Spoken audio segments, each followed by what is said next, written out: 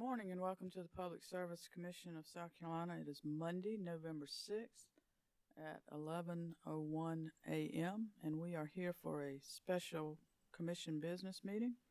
Let's take a roll call of commissioners. Present in the hearing room, we have Commissioner Justin Williams, Vice Chair Powers, Commissioner Thomas, Commissioner Caston, and Chair Belser. Attending virtually, we have Commissioner Irvin and Commissioner Carol Lee Williams.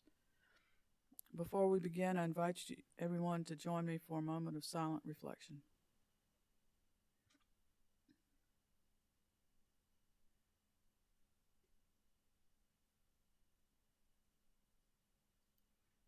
Thank you. Good morning, Mr. Powers. Thank you, Madam Chair, Vice Chair Powers, and Commissioners.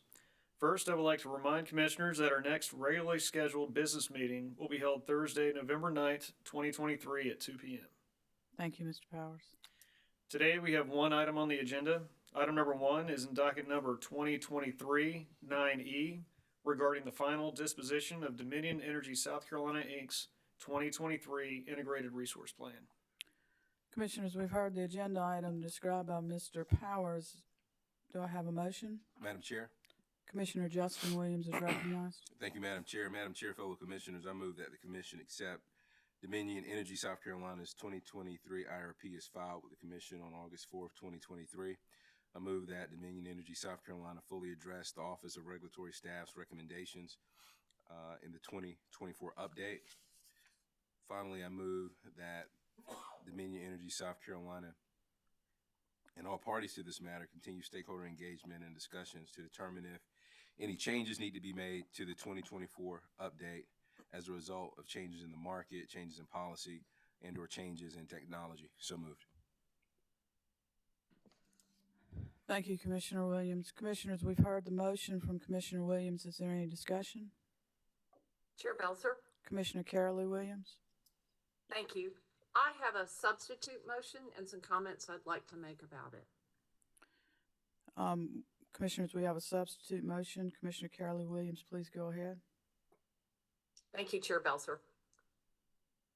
I move that the Commission accept Dominion Energy South Carolina's 2023 IRP as filed with the Commission on August 4th, 2023. The company is further directed to review and address the recommendations of the ORS witnesses as part of the stakeholder working group or the 2024 IRP update. Failure to follow or adopt these recommendations should be explained by the company in its 2024 IRP update. In addition, Dominion Energy South Carolina shall discuss in the stakeholder working group the 50-50 utility self-build and power purchase agreement solar resource ratio and provide additional information to further explain reasoning and need for any ratio or limit. Second, Dominion Energy South Carolina shall address in the stakeholder working group increasing the annual build limits for solar resources and making 4-hour and 8-hour storage resources available earlier than previously planned. The resolution of items 1 and 2 shall be explained by the company in its 2024 IRP update. I so move. Thank you, Commissioner Williams. Commissioners, we have a substitute motion on the table. Is there any discussion? Commissioner Carol Lee Williams, you indicated you had comments. Yes, thank you very much, Chair Belter. State law regarding integrated resource plans requires that this commission approve, modify, or reject a utility company's integrated resource plan. State law also has a list of requirements for the integrated resource plan. There are categories that must be addressed. This commission has been reviewing integrated resource plans or IRPs in this manner for 4 years. This is the second comprehensive integrated resource plan, and it's a big deal. It sets the course with the ability to adjust it annually. While the categories are specific, the methodology and the data used in the modeling is not specified by state statute. Over the past 3 years of IRPs, Dominion has significantly complied with the requirements that we have ordered. Good ideas and rationale for the best data for modeling have emerged through the parties' participation And those good ideas and data agreements, some of them have become standard for integrated resources moving. My motion is just a little bit different than Commissioner Williams's motion. I too agree that Dominion has met the burden of proof as established by statute for approving their 2023 IRP. ORS has recommendations which are embraced in Commissioner Williams's motion to be addressed in the 2024 IRP update. Similarly, I believe that the interveners provided more good ideas and questions for how to predict future needs, and they provided this in the hearing. Their ideas could be impactful ones that allow this plan on an ongoing and evolving basis to continue to be the most reasonable and prudent means of meeting the electrical utilities, energy, and capacity needs as of the time of the plan is reviewed. And these should be considered by stakeholders and not litigated before this commission. I see this as a progression toward more accurate and realistic modeling that is and will continue to evolve to reflect our state's energy needs and opportunities. My motion requires that Dominion and stakeholders further consider two ideas: the question of the ratio of how much solar resource is provided by the company and the annual bill limits for solar resources. The motion is not prescriptive. It further requires that the company address the resolution of this consideration in the 2024 IRP update. Thank you very much. Thank you, Commissioner Williams. Commissioners, Madam Chair, Commissioner Thomas. I'd just like to say that I'll be supporting Commissioner Carol Lee Williams' motion. Basically, in my opinion, it just brings more information in front of us in the 2024 update, and I just think more information is better. So I will be supporting the motion. Thank you. Thank you. Commissioners, any further discussion? Madam Chair, Commissioner Irvin? I'm also going to make a substitute motion as follows. I move that the Commission reject Dominion Energy South Carolina's 2023 IRP as filed with the Commission on August 4, 2023. I further move that DESC file a revised 2023 IRP modified consistent with the directives in the final order no later than 60 days after the date of the order in accordance with South Carolina Code Section 58-37-40C3. The currently scheduled filing date for Dominion Energy South Carolina's 2024 IRP update is held in abeyance, and the new filing date for DESC's next IRP update will be set by the Commission following the Commission's final approval of the 2023 IRP. In its revised 23 IRP, the ESC shall incorporate as its medium DSM, demand side management case, in its Plexos modeling, the higher levels of energy efficiency identified in Table 11 by witness Gravat's direct testimony, and modify its high and low demand side management cases accordingly. The revised medium demand side management case should form the reference case for the company's portfolios. Next, evaluate at least one coal replacement portfolio that does not include new gas or fossil fuel resources to replace the Williams and Wateree coal plants. Next, include an explicit consideration of the impacts of the EPA proposed 111 rule, including strict requirements on coal operation past 2035 and on gas plants existing and new starting in 2032. Next, properly incorporate IRA energy community bonus credits for standalone battery storage and some of the potential solar PV additions by applying the 10% credit to all standalone storage resources and at least a portion of the hybrid and solar resources. Next, remove the 50-50 utility self-build provision and the PPA solar resource ratio and use whichever resource candidate is lower cost. Next, increase the annual bill limits for solar resources to between 660 to 750 megawatts a year and make 4-hour and 8-hour storage resources available beginning in 2026. Next, adjust the battery storage cost assumptions to account for the 20-year asset life assumptions used in DESC's modeling. Next, properly assign the transmission impact analysis transmission upgrade costs to new gas bills rather than to coal retirement decisions. Next, correct the heat rate for new gas resources to reflect higher heating value rather than lower heating value, to be consistent with the actual fuel consumption and the model's treatment of existing gas resources. Next, correct errors in the battery fixed operating and maintenance assumptions. Further, Dominion Energy South Carolina shall apply the capacity accreditation or ELCC process to all resources in a consistent and non-discriminatory manner. This includes assigning the ELCC to thermal resources, taking into account the potential for correlated weather-dependent outages and fuel supply constraints.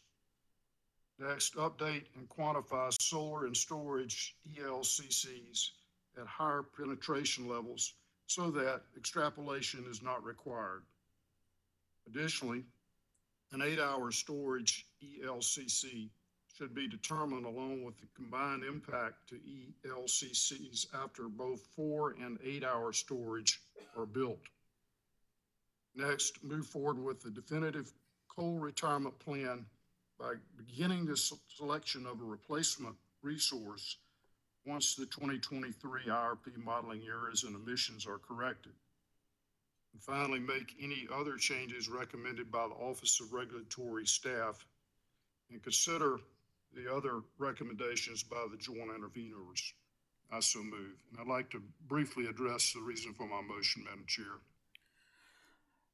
Thank you, Commissioner Irvin. Commissioners, we have a second substitute motion on the floor. We will take discussion on the second substitute motion and recognize Commissioner Irvin. Thank you, Madam Chair. Madam Chair, I also share some of the concerns that Carolee Williams has outlined in her substitute motion. However, I've taken it a step further. The reason is that when we began this process 4 years ago, at the time, we rejected the 2020 Dominion Energy South Carolina Integrated Resource Plan and required them to come back and add additional information. Unfortunately, that was never fully integrated and completed. So we're already behind the curve in terms of building a strong foundation for an integrated resource plan going forward to serve South Carolina's needs and anticipate the changes that are required by federal law. And this integrated resource plan falls far short of those requirements. And the reason is, this is really, as Commissioner Carolee Williams stated earlier, this is a big deal. This is one of the most important things that we do as a Public Service Commission. And I agree also with Commissioner Hedden Thomas in his observation that more information is better. And what we're looking at is an important opportunity for us to weigh in and guide the process, because clearly stakeholder involvement has not been enough. Had it been, we would have gotten a revised 2020 IRP that met the requirements that were ordered. And so I'm calling upon the Commission to take the integrated resource planning process seriously and require the investor-owned utilities to live up to their obligations under law. This is a part of South Carolina law. This is not a thing that we have added. This is something the General Assembly has mandated. This is also, as Commissioner Carol Williams observed, the anniversary of the 3-year comprehensive updated IRP. It's not just an update. It's supposed to be the comprehensive IRP going forward. And yet, as Commissioner Thomas has pointed out, information contained in it is very sketchy and incomplete. And for those reasons, I would encourage the majority of the commission to support my substitute motion in its place. Thank you, Madam Chair. Thank you, Commissioner Urban. Commissioners, discussion on the second substitute motion?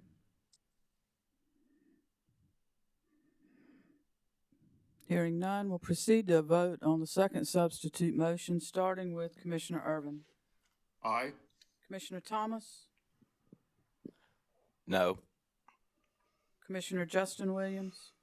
Respectfully, no. Vice Chair Powers? No. Commissioner Carol Lee Williams? Respectfully, no. Commissioner Caston? Also respectfully, no. And I vote no. The second substitute motion fails. We'll now return to the first substitute motion. Is there any further discussion on the first substitute motion? Madam Chair, since my motion has failed, I'm going to be supporting Commissioner Carol Williams' motion, as I think it does make substantial, important changes. And I commend her for her work, and I'm going to support your motion, Commissioner Williams. Thank you. Thank you, Commissioner Urban. Commissioners, any further discussion on the first substitute motion? Hearing none, we'll proceed to a roll call vote, starting with Commissioner Carol Lee Williams. Aye. Commissioner Caston? Madam Chair, I probably should have said this before, but I take every case seriously. This one's no exception. And while I respect and appreciate everyone's opinion, I'm going to vote no, because I believe Commissioner Justin Williams' motion is appropriate. Thank you for your comments. Commissioner Urban? Aye. Commissioner Thomas? Aye. Commissioner Justin Williams? Respectfully, no. Vice Chair Powers? Respectfully, no. The chair votes no. By a vote of 4-3, the first substitute motion fails. We'll now return to Commissioner Justin Williams' motion. Any discussion? Hearing none, we'll proceed to a roll call vote, starting with Commissioner Justin Williams. Aye. Vice Chair Powers. Aye. Commissioner Carol Lee Williams. Aye. Commissioner Caston. Aye. Commissioner Urban. No. Commissioner Thomas. Aye. Chair votes aye. The motion passes. Mr. Powers, is there anything else to bring before the commission this morning? That concludes the special commission business agenda today. Thank you very much. As noted earlier, our regularly scheduled business meeting is scheduled for Thursday, November 9th at 2 p.m. And with that, this special commission business meeting is adjourned.